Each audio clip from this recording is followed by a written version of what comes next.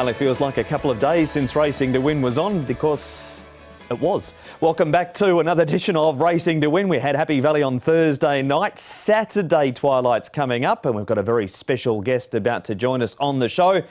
The old furniture's here though. Paul Lally and Tom Wood, who's always on Racing to Win. Tom, what's coming up on Saturday? There's a good meeting coming up, Mark, with 10 races. So we've got our final all-weather races of the season coming up as well, and looking forward to seeing what the Winabi can do. I think the last three races, certainly the best races out of the card, and the Griffin to kick things off with Karate Express, too good their last start. He was looking for back-to-back wins, and it takes on Car Ying Resilience, who meets him better at the weights. You couldn't help us with jackpots on the show on Wednesday, Paul. What about Friday's edition? Yeah, there's plenty of jackpot coming up on this Saturday meeting. There's 2 million going to the quartet and first four merge pool in the last. The triple trio should get up to 5.5 million jackpot, and 1.6 million the 6-up win bonus. So 3 really good jackpots there.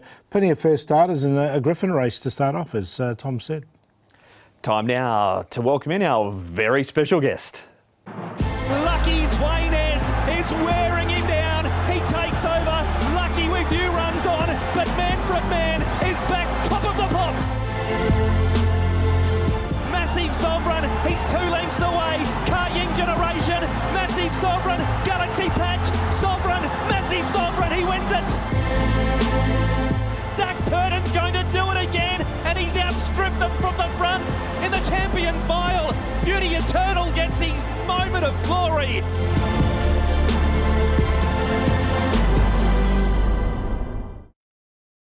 And it's great to welcome into the show the now 7-time Hong Kong champion jockey Zac Purton. Welcome to Racing to Win. Strong roster this season. Was there any doubts the King would have some challenges to your title? Oh, there's doubts every year. You know, challenges every season. It's always different. It just depends on how things flow during the season. It was frustrating there at the start, but we started to work things out and we're finished pretty strong. So all in all, it's been a nice season. Yeah, 122 winners at the moment, still with 3 meetings to go. You've been happy with how it's gone? There's been a derby in there and a couple of Group 1s also. Yeah, when I reflect back upon it, yeah, it's hard not to be happy with the season, really, as you touched on. The derby, the Hong Kong Sprint, the Champions Mile, all very good races to win, amongst others. Had a few big meetings in there as well, where I rode a few winners, and overall to get over 100 winners again is great. So that's always the target at the start of the season, and yeah, looking back on it, I've ticked a few boxes. Let's talk about the derby now, coming to the turn. You were so far back with Car Ying Generation. Were there doubts in your mind that you'd run him down as good as Massive Sovereign had been going into that race? To be honest, during the run, I was pretty happy with the way things were going. The track was very biased on that day. You couldn't make ground down the middle of the track, swooping around them. So I had no choice but to stay on the inside and ride for luck. And coming into the straight, I couldn't see how far Car Ying Generation was in front. It wasn't until I was able to get clear of the pack that I really could see where he was at. And at that stage, I thought, oh, damn, I'm going to run second again. But as I started to hit full stride and started to reel him in, I could feel about the 200-metre mark I was going to get really close. And then, you know, with 150 to go, I was pretty confident I was going to get him, and the last 100 metres very confident. The Quocks have been massive supporters of yours. Beauty Eternal must have been great to deliver them a Group 1 win, and the way you were able to pinch it in front. Yeah, so he'd been a little bit of a frustrating horse this season. I thought he was going to be my next big horse. He was going to take that step to international stardom, and he's a difficult horse to ride. He can be a little bit slow at the gate sometimes. You know, that happens. You get a squeeze and you're too far back. He over races. Had some pace of the races go against him, and I really thought the day that California Spangler won that was the day for us to win. I'd drawn out. There wasn't much speed. I thought I could sit outside him, and I thought I'd have his measure. But unfortunately, I had a Healthy Happy jump into me at the start and squeeze me and put me back, and that was what I thought was the opportunity missed and lost. And then a couple of starts later, we were able to stroll forward from a wide gate, take it up, found the fence on a track that was suiting horses on speed, on pace. And when he had the fancy, he didn't hang in like he normally does. He accelerated really well, and he showed us what his true capabilities are. Hopefully he's learned a bit from that, and he can take another step again next season. Another very successful season for you. Is there a highlight amongst them, or you can't narrow it down to one? There might be a couple. I would say Massive Sovereign was the highlight, to win another derby. Never easy to do. I've always been thereabouts in the race, but had only managed to win it once before, so to win it again, and especially the way that horse did it. Yeah, he'd come on the scene late in the piece, had to go bang bang, had to come from back in the field. As an exciting race, and you normally don't show much emotion, but I did that day, and I think that highlights how important that was. You make race day look easy. What about in between? How's the body been holding up over this season? Yeah, it hasn't been easy. It's been a bit of a roller coaster, up and down. There were stages early in the season where I didn't think I was going to be able to get through the season, but thankfully, with the help and support from the Jockey Club and the medical team that we have around us, I was able to get some treatment, which certainly relieved a little bit of the pain, and it's helped me ride with a little bit more flexibility through the last few months of the season. And hopefully those magic needles can keep doing their job. Otherwise, it's going to be a hard road at some stage. Is it helping on the golf course still? You've been hitting them well? I was hitting them well, but like golf can be, it's up and down. Had a couple of average games recently, but I'm getting better, and I'm a little bit more consistent than I used to be. What does the future hold? Is Douglas White's record the first thing you want to tick off from here? Yeah, so obviously it's on the edge of my fingertip now, so that is going to be my focus next season. But once again, that just comes down to the support I would get from the owners and trainers, and the opportunities I'm given. If I get them, then of course, I'll just keep chipping away at that, and hopefully we can get there. Beyond that, who knows what happens. There was an article during the week mentioning training. Would you like to follow in Douglas' footsteps and go down that path, or you're still undecided at this stage? Certainly Nicole's dream for me to do that. And I played golf with 3 young owners yesterday, and they all said that they'd give me their horses. I've had a fair few messages since that article come out saying that they'd give me horses as well, and they all hope that I will train. But I'm never going to say never, but Nicole's going to have to work pretty hard to get that one over the line, I think. That's a while away from worrying about that. I'm going to let the boys off the leash now, Zach, to talk about your rides on Saturday. Zach, you've got carrying Resilience in the first for David Hayes. Is he going to be better round a bend come Saturday, and maybe as well on top of the ground? I hope those things are beneficial for him. I think the actual run should help him as well. He went into that race off a couple of sort of softish trials, and he hadn't been pushed too much and screwed down. He's a very big boned, strong horse, and he just didn't know where to put his feet under pressure.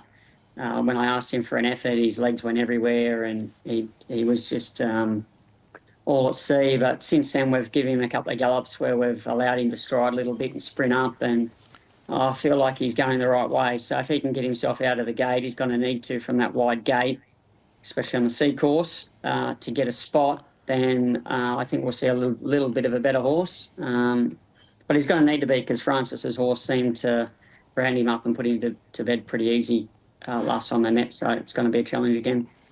Lucky touch. Zach, what were your first thoughts when you saw Barrier 14 come out? Yeah.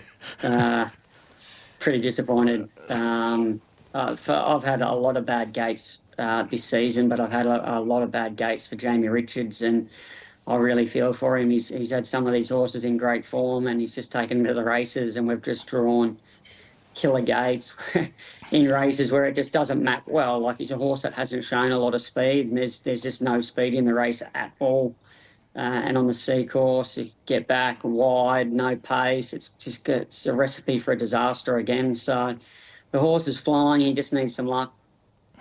You've got Star Club in the last race as well for David Hall. You weren't on him last time out, but his trial coming into this looked good. You won on him a couple of starts ago. Do you think he can resume off a little freshen up with another win at the back end of the season?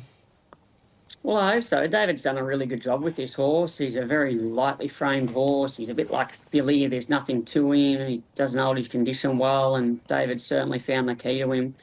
However he trains him, he spaces his runs, and then he's been ridden a little bit more conservatively as well. And even though he's drawn well, we're not going to get sucked into having him out of his comfort zone. So it'll be a matter of letting him get into his rhythm, hope that the pace of the race suits us. And if those things happen, then he'll finish strong.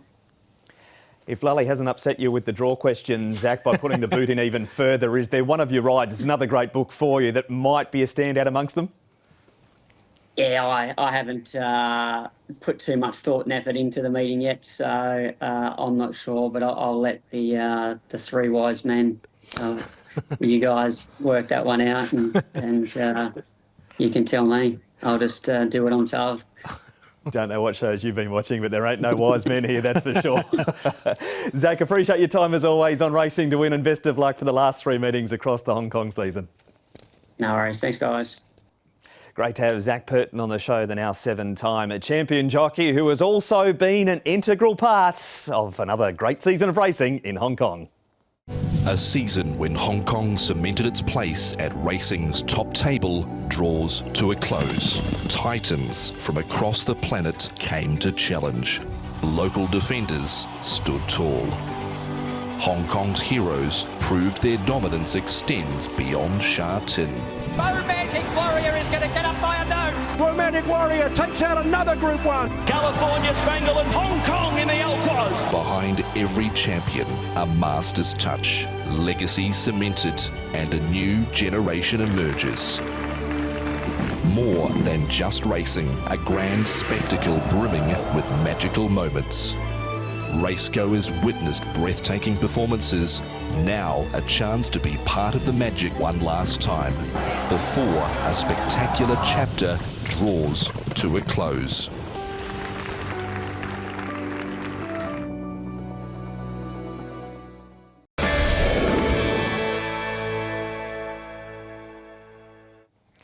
Welcome back to Racing to Win. About to focus on the meeting at Sha Tin on Saturday for the Twilight. Before we get there, it's time for the last run reminder, Paul, and you're going ballistic this week. Yeah, a pair of eights actually. Ballistic Win coming up here in race number 8. We can see the start there where he was slightly slow away. He drew a bit wide as well, which wasn't ideal.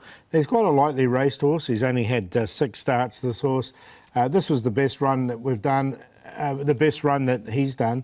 Look, it was basically on standard, 0.04 faster. Still really well back on the turn.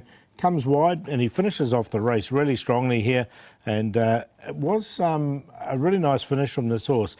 Captain Win ends up winning this race, but I think it's going to be a reasonably good form race. And he steps up to 1,400 metres, and you can see the way he finishes off here.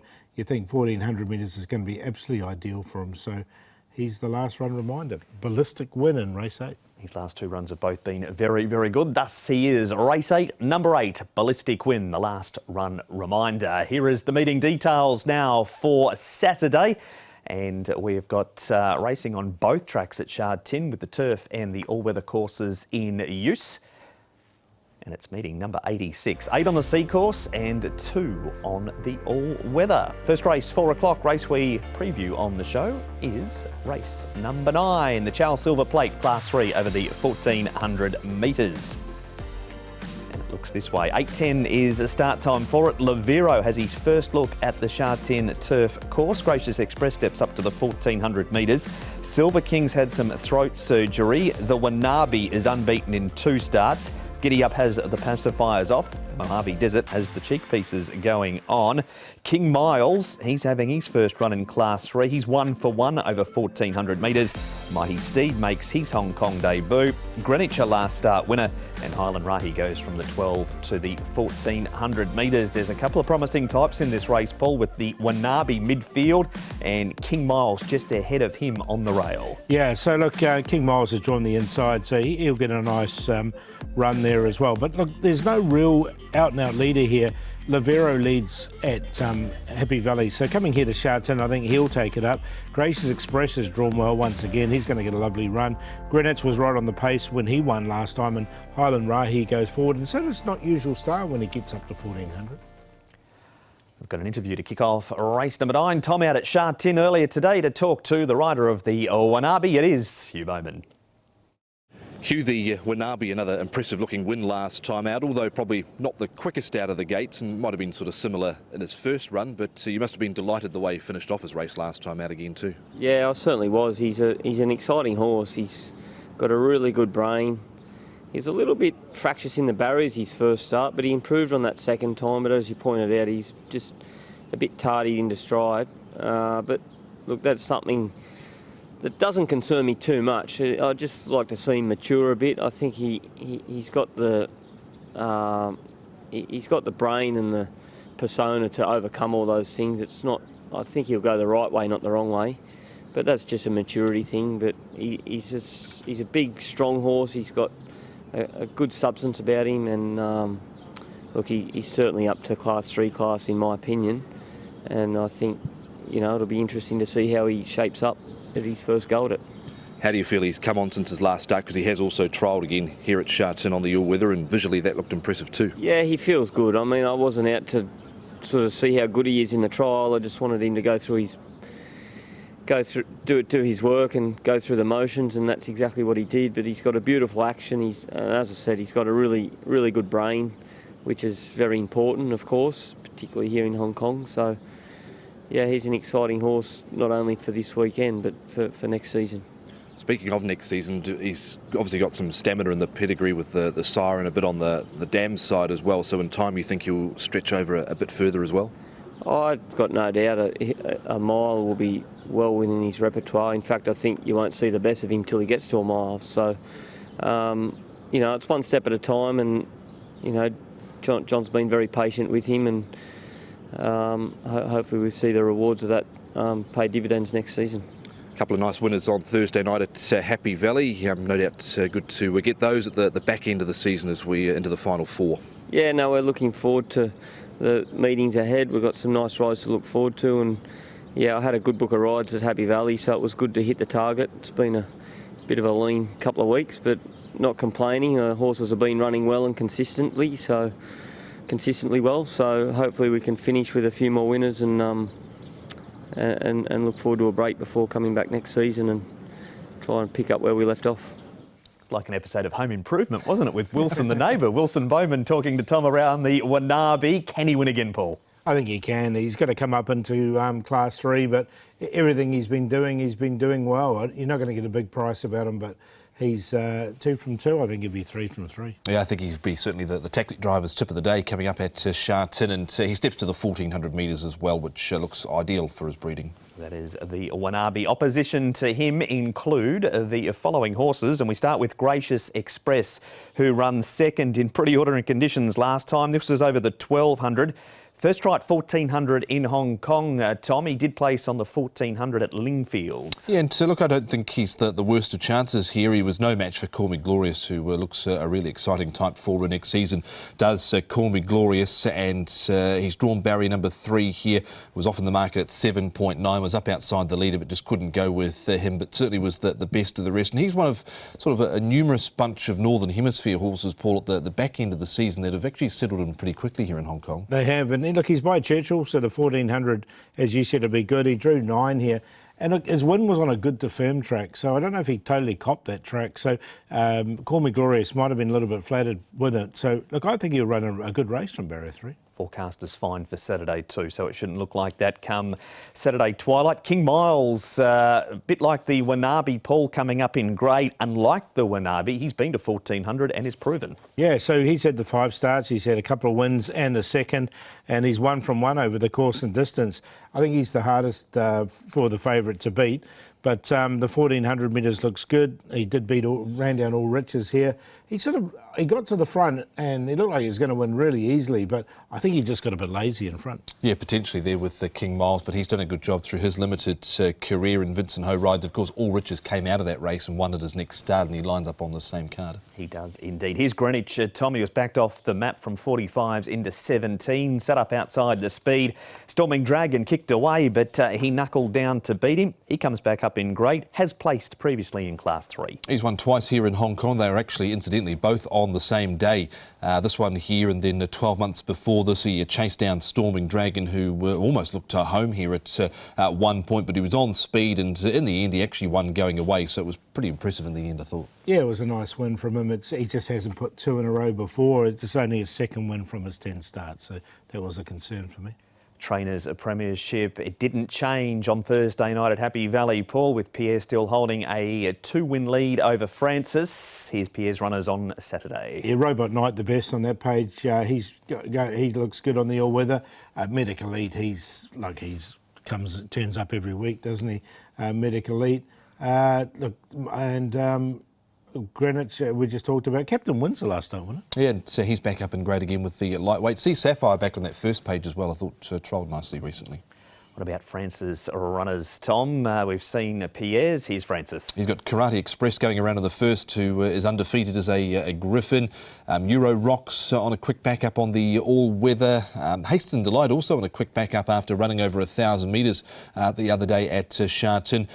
King Miles, Mighty Steeds on debut. Highland Rahi would need to lift on his recent effort, and the ever so consistent Paul Module Construction. Yeah, he's got plenty of horses that look like they could place. It's just whether they can win.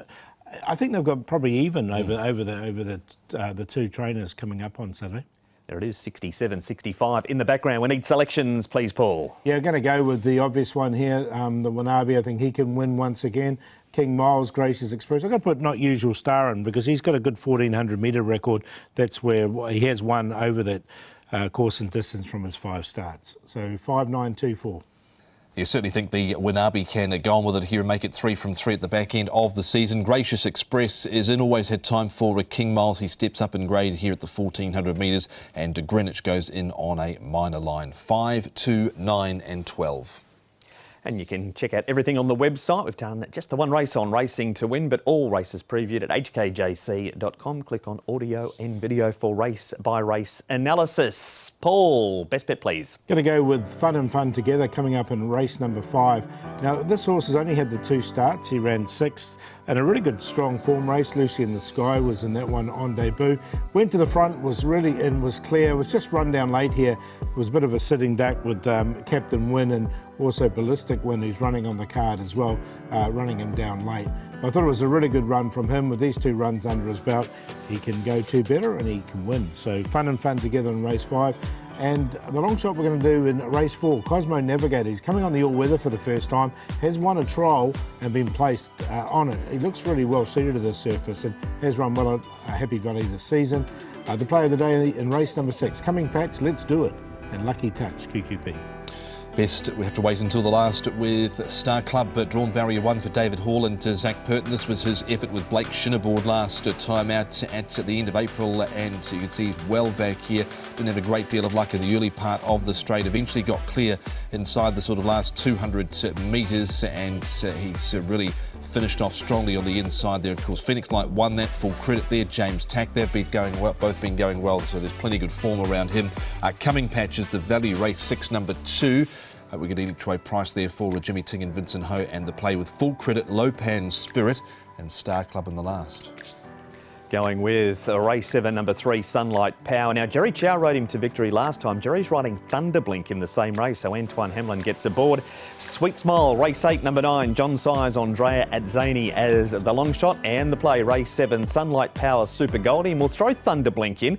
He's unbeaten in Griffins and he steps into a pretty strong race, but he's done a good job and trialled well since. Here is the diary about what is upcoming, and there isn't too much. Wednesday, Just take note, earlier start trackside live 6:05, first at 6:35 and then it closes down with the season finale on Sunday the 14th of July. So the end is not too far away, Tom. No, we've got a Class 2 race coming up over the 1650 on the Wednesday night. Those entries will be later on Friday. Yeah, they will, and there's good racing on Saturday evening, so looking forward to that. It is, and we'll see you for the first of 10 at Sha Tin at 4 o'clock.